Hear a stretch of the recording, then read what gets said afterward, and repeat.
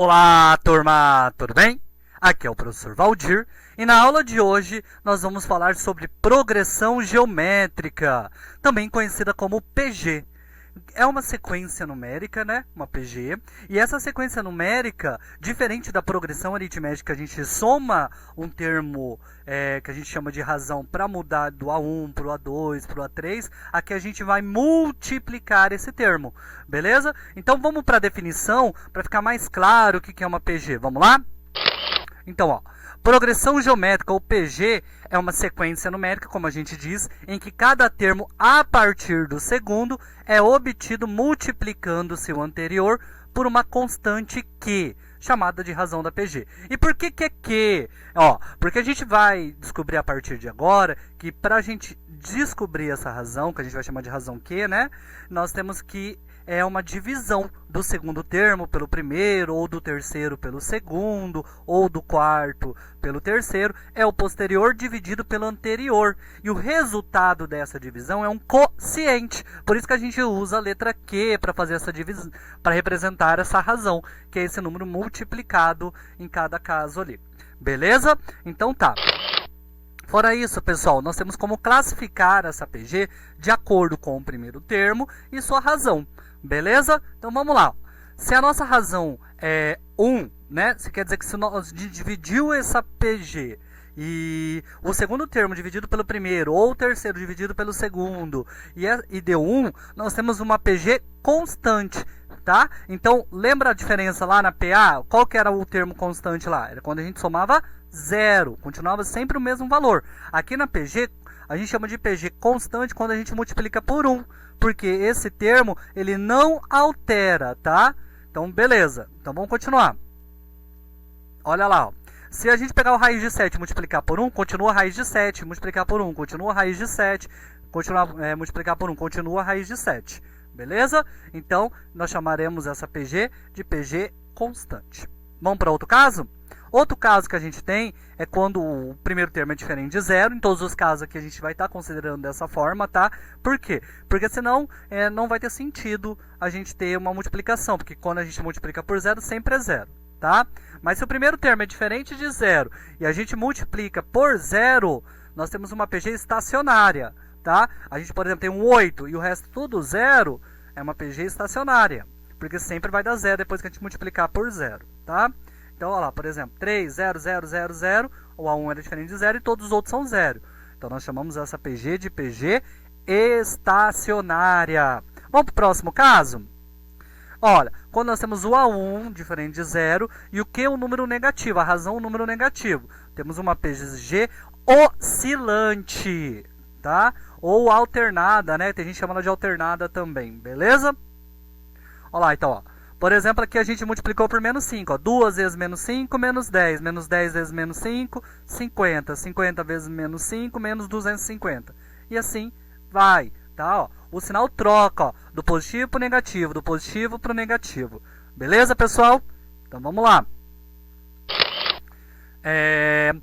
Nós também temos mais alguns tipos de classificação. As que importam bastante, que às vezes você olhar se ela é crescente, decrescente, é o que a gente vai ver aqui agora, ó.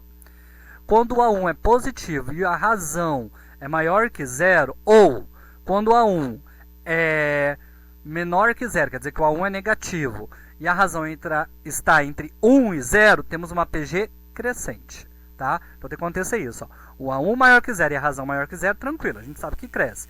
Multiplicar números positivos, sempre positivo, aumentando cada vez mais, tá? Mas quando o A1 é negativo e a nossa PG está entre 0 e 1, quer dizer que a nossa razão da PG está entre 0 e 1, nós também teremos uma PG crescente, tá? Então vamos lá. Nesse caso aí, ó, a nossa razão é menos 4, né? Então, ó, menos 4, menos 2, menos 1, meio. Por que que está crescendo? Olha lá, ó, nossa razão está entre 0 e 1. Ele é meio, tá? Mesmo que o nosso primeiro termo é negativo e a nossa razão é um termo positivo, nesse caso a gente está aumentando ali, ó. De 4 foi para menos 2, que é maior, que foi para menos 1, que é maior, que foi para menos meio, que é maior. E assim ela está sempre crescendo, beleza? São casos de PG crescente. Outro caso que a gente tem é da PG decrescente. quando o A1 é positivo e a razão, agora é o contrário, ó. Se a crescente, a razão está entre 0 e 1, quando o A1 é negativo, quando ela é decrescente, o A1 sendo positivo, a razão está entre 0 e 1. Ou quando o primeiro termo é negativo e a razão é positiva. Aí a gente já tem uma PG decrescente, tá? Só que toma cuidado ali, ó, quando o primeiro termo já é negativo e a gente já tem uma PG decrescente quando a razão for positiva, tá? Então vamos lá, exemplo. Olha lá, nós temos que o nosso primeiro termo é negativo e a nossa razão é positiva. Então multiplica por 3, ó. Sempre vai ficar um número mais negativo ainda, ó. Menos 3, menos 9, menos 27, menos 81 e assim vai. Beleza? Então uma PG decrescente, ó. O menos 3 é maior que o menos 9, que é maior que o menos 27 e assim vai, tá, pessoal? Interessante a gente ver esses 3 pontinhos para recordar que nós falamos que essa sequência ela é infinita, ela continua infinitamente também. Beleza? Então, nesse caso seria uma PG decrescente infinita, né? Então tá. Nós temos um termo geral, assim como na PA, que era a progressão aritmética, nós temos um termo que representa como a gente pode calcular isso aí de forma mais fácil, tá? Então, por exemplo, né, dado uma PG com A1, A2, A3, A4, AN e assim vai, de razão que, podemos escrever qualquer termo em função do primeiro e para isso devemos nos basear na definição de PG. Ó. O segundo termo é o A1 vezes Q, né? Que a gente encontra o segundo. Para encontrar o terceiro termo, nós fazemos o A1 vezes o Q ao quadrado. Para encontrar o quarto, nós fazemos o A1 vezes o Q ao cubo. Para encontrar o 5, fazemos o A1 vezes o Q à quarta. Então, com isso, nós conseguimos definir a nossa fórmula. Ó. Nós temos que, olha lá, dessa maneira encontramos o termo geral que se ocupa na enésima posição da seguinte forma. N menos 1. Ó. Se o A2 o Q elevado a 1, se o A3 é o Q elevado a 2, se o A4 é o Q elevado a 3, é isso que a gente tem que saber. Que sempre vai diminuir 1 do nosso expoente ali, do número de termos. Beleza? Então vamos lá. Vamos para um exemplo, então, pessoal, para facilitar. E lembrando que a gente está falando de termos. O primeiro termo é sempre o A1 e sempre são positivos os termos, tá? Então o N sempre é natural e sem ser o zero. A gente começa no 1. É 1, 2, 3, 4, é assim os termos, tá? É posição em fila. Nós não falamos que quando pessoa está numa fila, você é a posição menos 7. É posição 1, posição 2, posição 3, posição 4 e assim vai. Beleza? Então vamos lá. Observe que essa fórmula é a lei de formação de uma função e que n é o número de termos da PG, tá? Até o termo AN.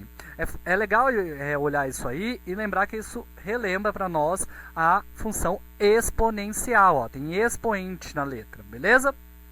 Então vamos lá, pessoal. Determinar o oitavo termo da progressão geométrica da PG.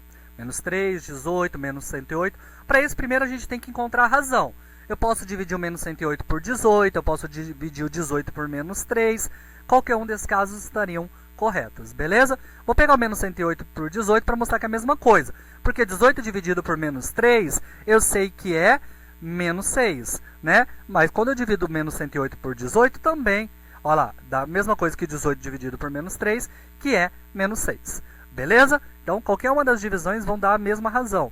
Sempre o termo posterior dividido pelo termo anterior. Beleza, pessoal?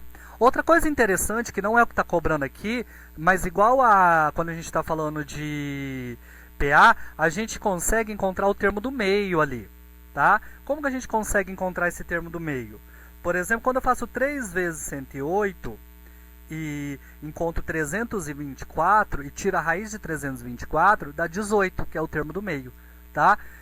A gente chama isso de média geométrica e sempre a gente encontra o termo do meio de uma PG, tá? Se a gente tirar a raiz multiplicando os termos que estão na mesma distância do termo do meio, sempre vai encontrar esse termo do meio. Então, ó, eu multipliquei o 3 por 108, deu 324, e a raiz quadrada de 324 é 18, que é o termo do meio entre menos 3 e menos 108. É só uma curiosidade que às vezes dá para você usar quando você procura um termo do meio, em vez de ficar fazendo um monte de conta. Beleza? Então vamos lá, pessoal. Agora a gente vai usar a fórmula, né, que é a n igual a 1 vezes q elevado a n menos 1, onde nós sabemos que o nosso A1 é menos 3, a razão, que é o q, é menos 6. O número de termos que eu quero é 8, ó, determinar o oitavo termo. Beleza? Então, eu vou fazer 8 menos 1 ali. Tá? Então, nós temos ali, ó, 8 menos 1. Beleza? Aí, nós temos isso aqui, ó. 8 menos 1 é 7. O A1, pessoal, menos 3. E a razão menos 6 elevado a 7. Menos 6 elevado a 7 é menos 6, vezes menos 6, vezes menos 6, vezes menos 6, vezes menos 6 e assim vai, tá? E isso vai me dar menos 279.936. Multiplicando isso por menos 3, eu encontro 839.808. Esse é o meu oitavo termo. Beleza, pessoal? Esse é o caso bem simplesinho para você de exemplo.